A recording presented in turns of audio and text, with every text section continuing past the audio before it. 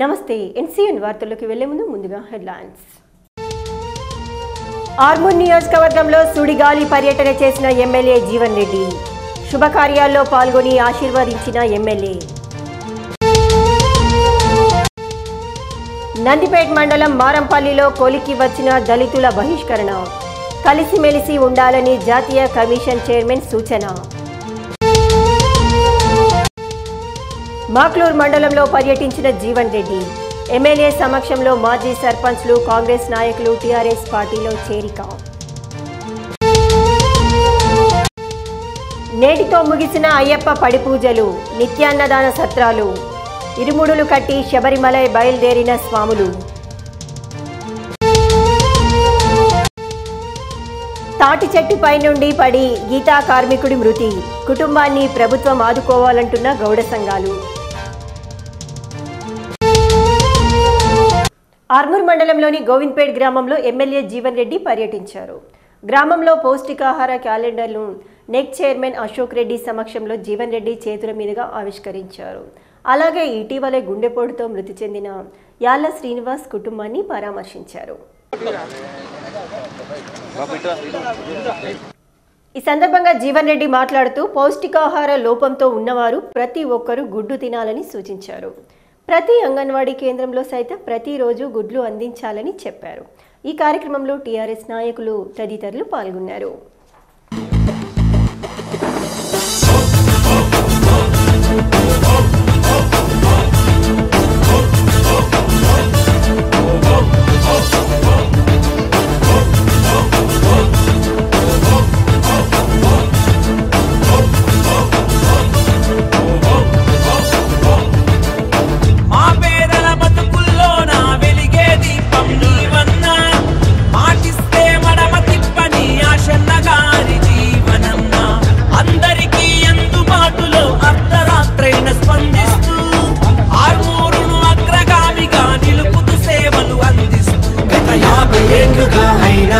నీలాంటి నేతను చూసావా, మన ఇంటి వాడిగా ఉండే ఇంతటి మంచి వాణ్ణి కలిసావా. అన్నాని ఎవరు వచ్చినా నేనున్నానని అంటావు, తన కష్టం నీ కష్టంగా ఓపికతో ఎన్నుకుంటావు, క్షణంలోనే పరిష్కారం అయ్యేలాగా చేస్తావు, ఇంటికొస్తే ప్రేమగా అన్నం పట్టించి తిరిగిస్తావు. జై జై జీవనన్నా జై జయ హో జీవనన్నా జై జై జై జీవనన్నా జై జయ హో జీవనన్నా జై.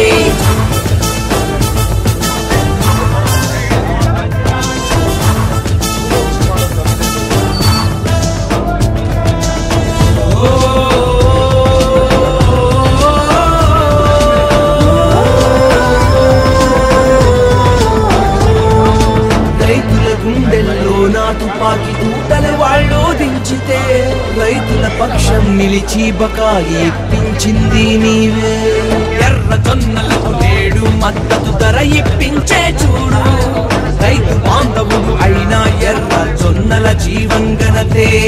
పట్టుబడితే ఏదైనా చేసి చూపించే మనగాడు, తెలంగాణలో మేగి జీవులను తెచ్చి పని చేసే ఆవందా పడకల సుపత్రి ఘనత జీవనే. ఆర్మూరు రెవెన్యూ డివిజన్ తెచ్చిన వీరుడు జీవనే. నిజామాబాద్ నిర్మల్ జిల్లా గోదావరి వారధి జీవనే. లక్కంపల్లి సజితో యువతకు ఉపాధి మార్గం జీవనే. లెటర్ పార్కు తెచ్చి స్వయం ఉపాధినే కల్పించావు, జాబు మేళ పెట్టించి జీవన అవకాశం చూపావు. జై జై జీవనన్నా జై జయ హో జీవనన్నా జై జై జై జీవనన్నా జై జయ హో జీవనన్నా జై.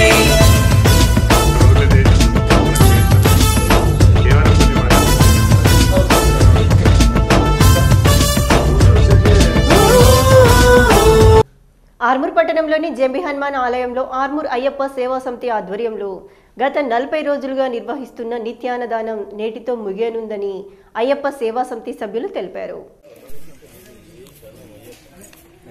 ఈ సందర్భంగా అయ్యప్ప సన్నిధిలో ప్రత్యేక పూజలు నిర్వహించి అయ్యప్ప స్వాములకు అన్నదాన కార్యక్రమం చేపట్టారు. అనంతరం జోషి గురుస్వామి స్వామి నాగేష్ శర్మ అయ్యప్ప సేవా సమితి అధ్యక్షుడు పెంట జలంధర్లు మాట్లాడుతూ గత 41 రోజులుగా ఎటువంటి ఇబ్బందులు లేకుండా నిర్విరామంగా నిత్యాన్నదాన కార్యక్రమం కొనసాగిందని అన్నారు.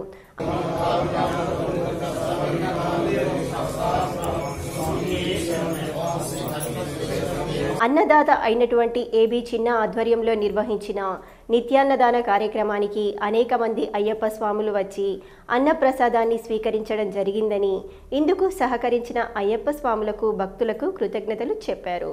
అలాగే అయ్యప్ప స్వామి ఆశీస్సులు ప్రతి ఒక్కరిపై ఉండాలని కోరారు. ఈ కార్యక్రమంలో అయ్యప్ప సేవా సమితి సభ్యులు జనార్దన్ గౌడ్, ధన్పాల్ శివ, అయ్యప్ప స్వాములు తదితరులు పాల్గొన్నారు. ज्ञान वैराग्य सिद्ध्यर्थम भिक्षांदेयी च पार्वती माता च पार्वती देवी पितामहो महेश्वर बांधव शिवभक्त स्वदेशो गुरुवत्रय మన ఏబీ శ్రీనివాస్ చిన్న గారు గత 11 సంవత్సరాలలో 12వ సంవత్సరము అయ్యప్ప స్వాములకు మండల కాలం అంటే 41 రోజు మన జంబి హనుమాన్ ఆలయ ప్రాంగణంలో భిక్ష ఏర్పాటు చేయడం జరిగింది. ఇట్టి బృహత్తర కార్యక్రమము వారు నిర్వహించడం ఎంతో శుభసూతకము.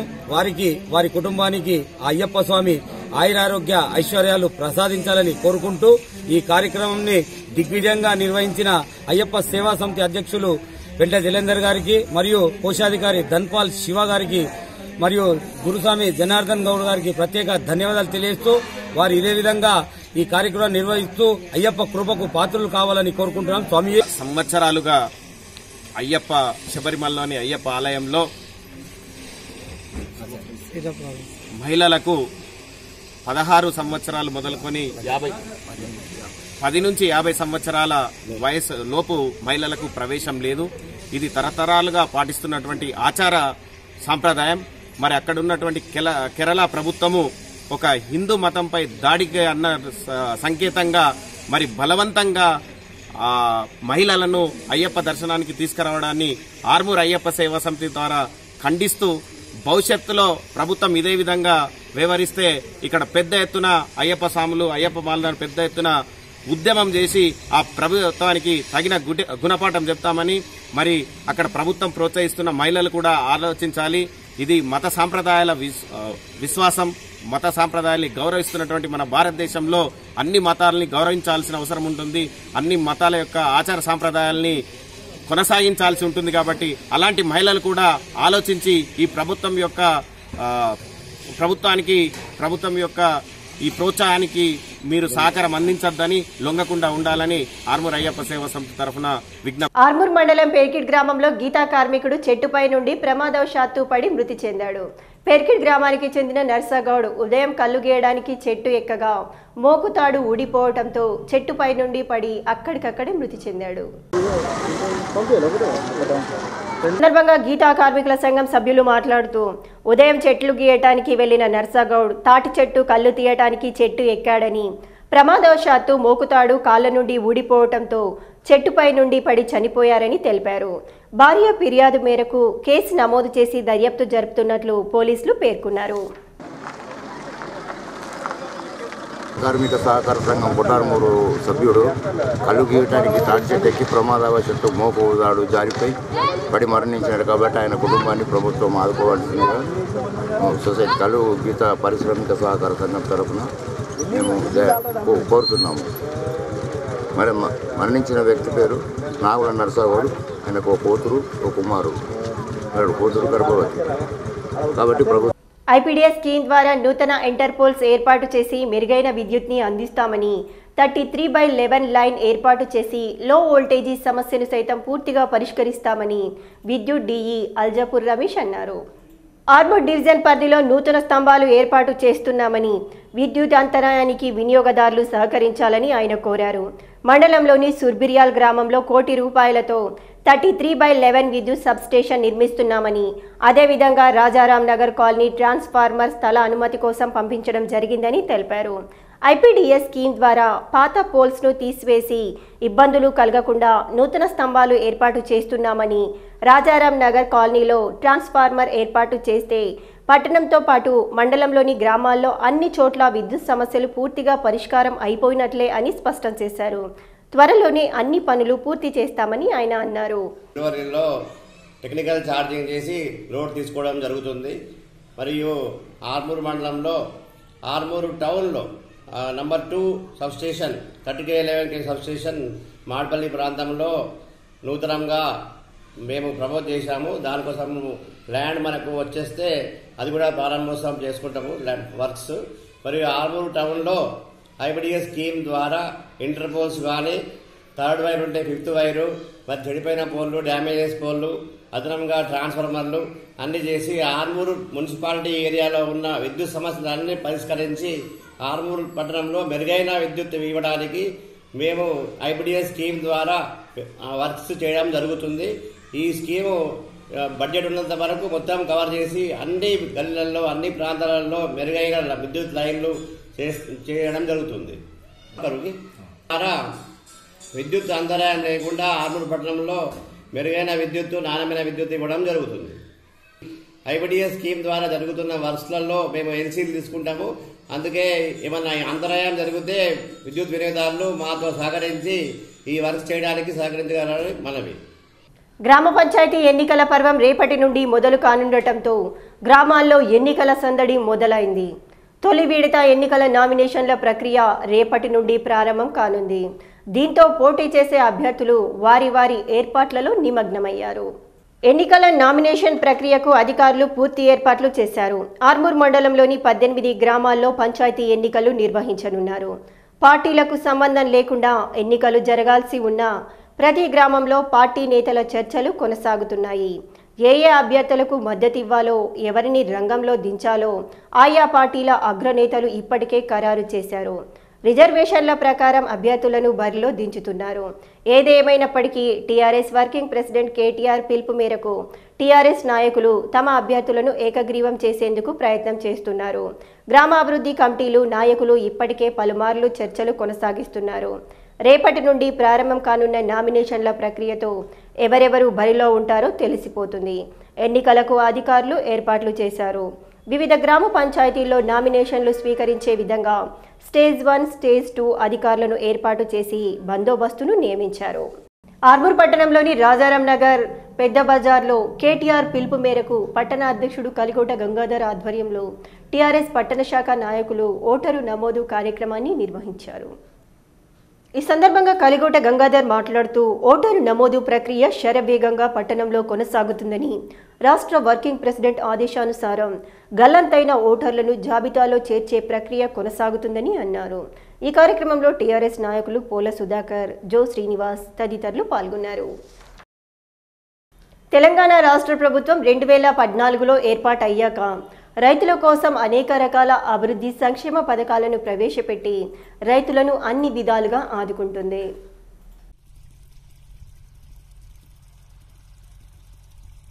రైతులకు పెట్టుబడి సాయం ఎకరానికి 4,000 రూపాయలు రైతు బంధు పథకం ద్వారా ఇవ్వటంతో పాటు నిరంతర ఉచిత విద్యుత్ ఇవ్వటంతో రైతులు సంతోషంగా పంటలు పండిస్తున్నారు.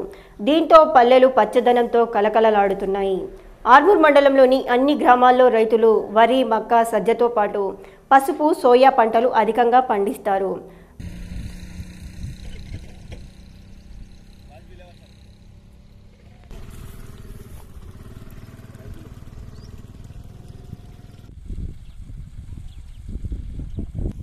వరి పంట వేయాలంటేనే కరెంటు సమస్యతో భయపడేవారు.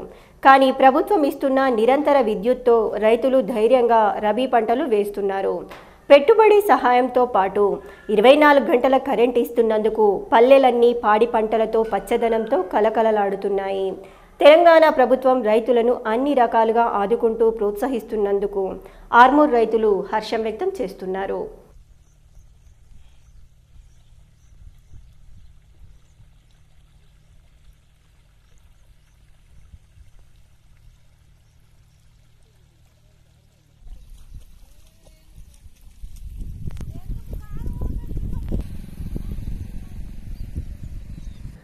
ఆర్మూర్ పట్టణంలోని పెద్ద బజార్లో గల నాగేష్ గురుస్వామి ఇంటి వద్ద అయ్యప్ప మహాపడి పూజ కార్యక్రమాన్ని గురుస్వామి ఆధ్వర్యంలో ఘనంగా నిర్వహించారు.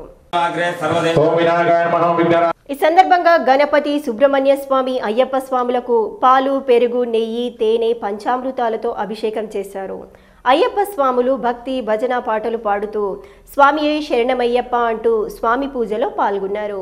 అనంతరం గురుస్వామి నగేష్ శర్మ మాట్లాడుతూ కార్తీక మాసంలో 41 రోజులు అయ్యప్ప స్వామి మాల వేసుకొని కఠోర దీక్ష చేసి దీక్ష అనంతరం అయ్యప్ప స్వాములు శబరిమలైకి అయ్యప్ప స్వామి దర్శనానికి బయలుదేరడం జరుగుతుందని అన్నారు.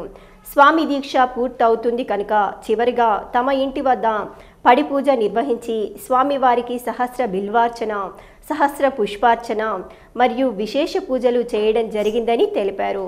అయ్యప్ప స్వామి ఆశీస్సులు అందరిపై ఎల్లవేళలా ఉండాలంటూ సుఖ సంతోషాలతో ఉండాలని స్వామివారిని కోరారు. ఈ కార్యక్రమంలో గోవింద్పేట్ అయ్యప్ప స్వాములు, ఆర్మూర్ అయ్యప్ప స్వాములు తదితరులు పాల్గొన్నారు.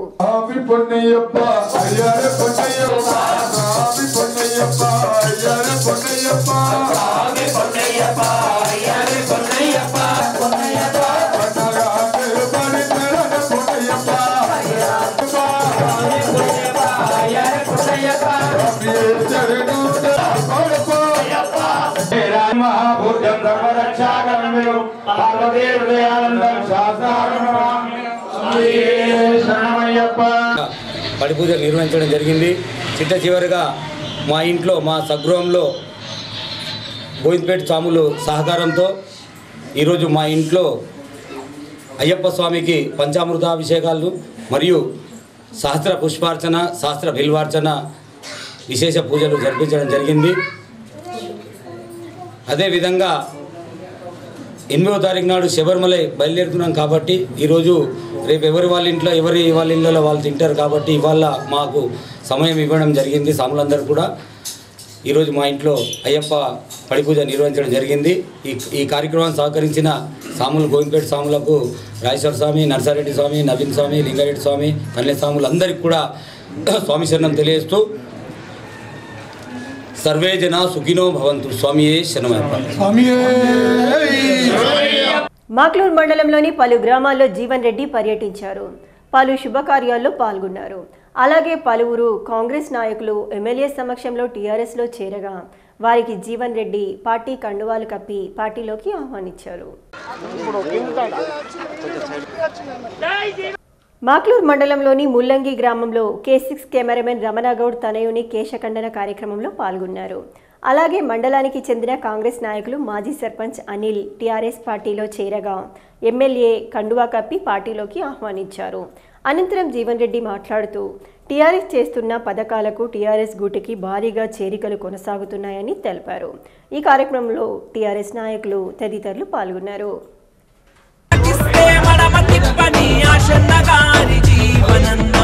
అందరికీ అందుబాటులో అర్ధరాత్రైన స్పందిస్తూ ఆర్మూరును అగ్రగామిగా నిలుపుతూ సేవలు అందిస్తూ గత 50 ఏళ్లుగా అయినా నీలాంటి నేతను చూసామా? మన ఇంటి వాడిగా ఉండే ఇంతటి మంచి వాణ్ణి కలిసామా? అన్నా అని ఎవరు వచ్చినా నేనున్నానని అంటావు. తన కష్టం నీ కష్టంగా ఓపికతో వినుకుంటావు. క్షణంలోనే పరిష్కారము అయ్యేలాగా చేస్తావు. ఇంటికొస్తే ప్రేమగా అన్నం వడ్డించి తినిపిస్తావు. జై జై జీవనన్నా జై జయ హో జీవనన్నా జై జై జై జీవనన్నా జై జయ హో జీవనన్నా జై.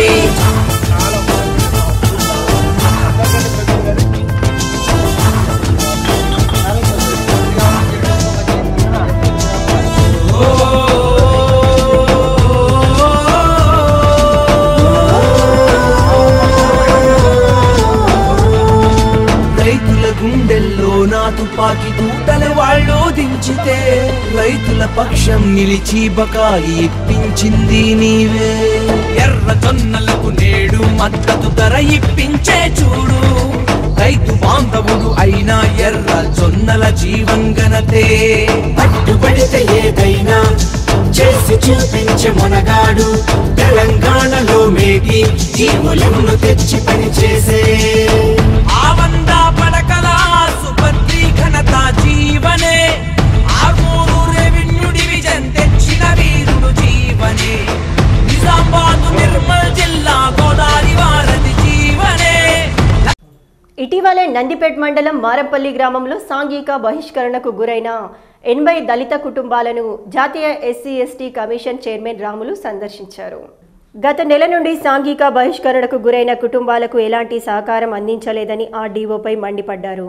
తమకు గ్రామంలో ఎలాంటి పనులు కాకుండా గ్రామాభివృద్ధి కమిటీ అడ్డుపడుతుందని చైర్మన్ ముందు వాపోయారు. గ్రామంలో దళిత కుటుంబాలపై సాంఘిక బహిష్కరణకు దారితీసిన పరిస్థితులను అడిగి తెలుసుకున్నారు. ఒక్కో దళిత కుటుంబానికి ప్రభుత్వం నుండి వచ్చే ₹1,00,000 సహకారాన్ని త్వరగా అందించాలని ఆర్డీఓకి తెలిపారు. నిజామాబాద్ జిల్లా ఆర్మూర్ డివిజన్లో దళితులపై అరాచకాలు రోజురోజుకు పెరుగుతున్నాయని అన్నారు. గ్రామాభివృద్ధి కమిటీ అరాచకాలను అరికట్టాలని హెచ్చరించారు.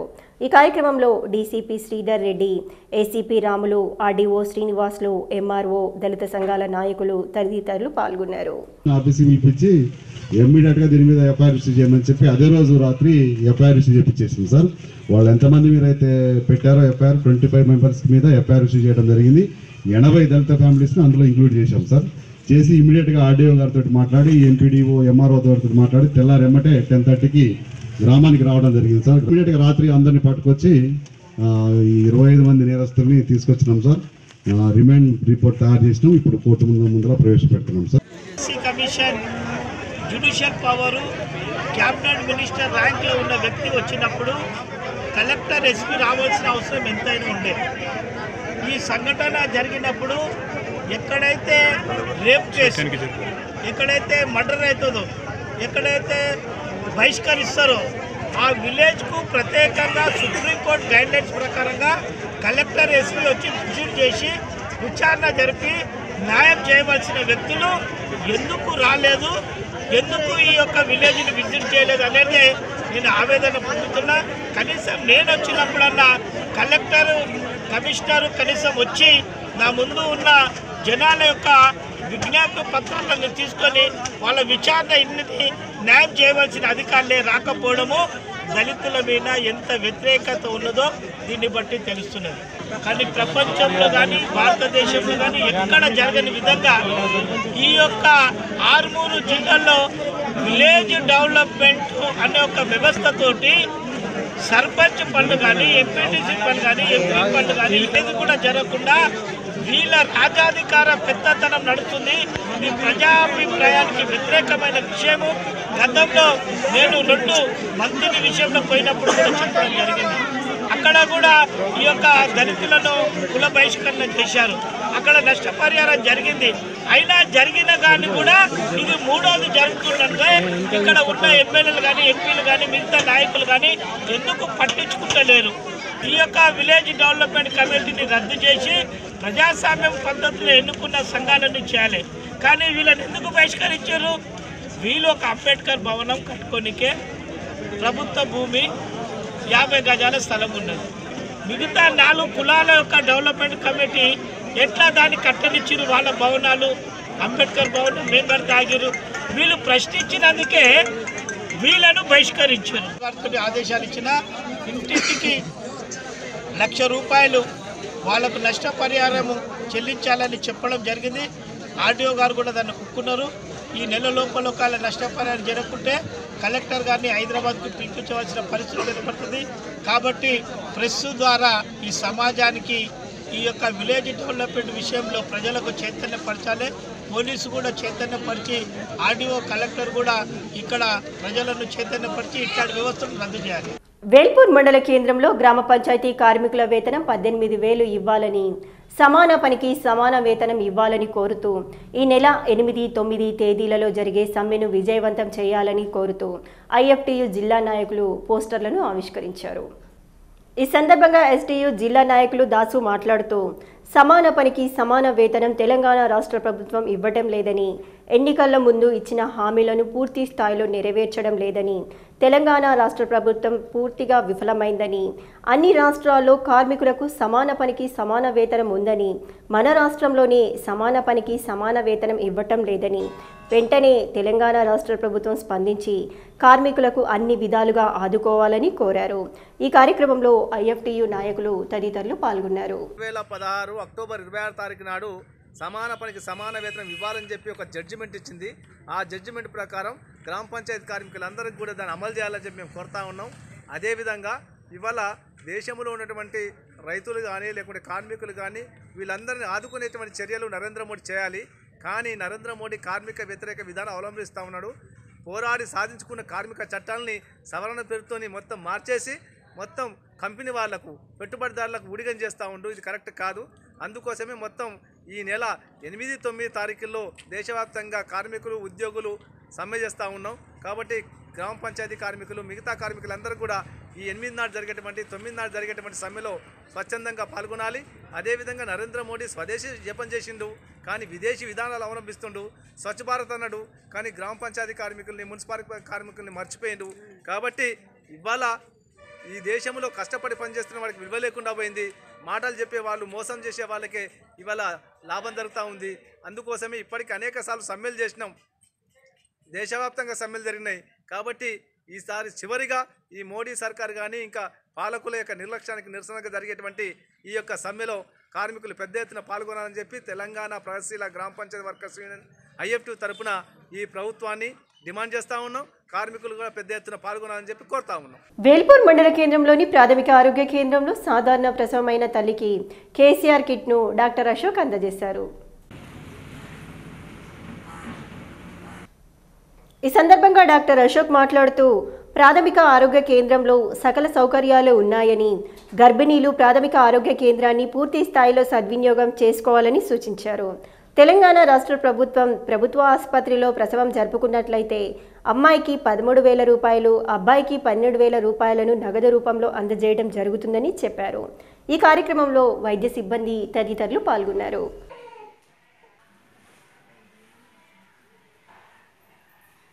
కేంద్రంలో నిన్న సాయంత్రం ఒక కేసు, అలాగే ఉదయం 4:30కి ఒక కేసు, 2 కేసులు డెలివరీలు కావడం జరిగింది. అందులో నుంచి ఒక కేసుకి కేసీఆర్ కిట్కి ఎలిజిబిలిటీ ఉంది, మరో కేసు ఇన్పేషెంట్ కాబట్టి దానికి ఎలిజిబిలిటీ లేదు. అందులో భాగంగా ఈరోజు ఇద్దరిలో ఒకరికి కేసీఆర్ కిట్ అందడం జరిగింది.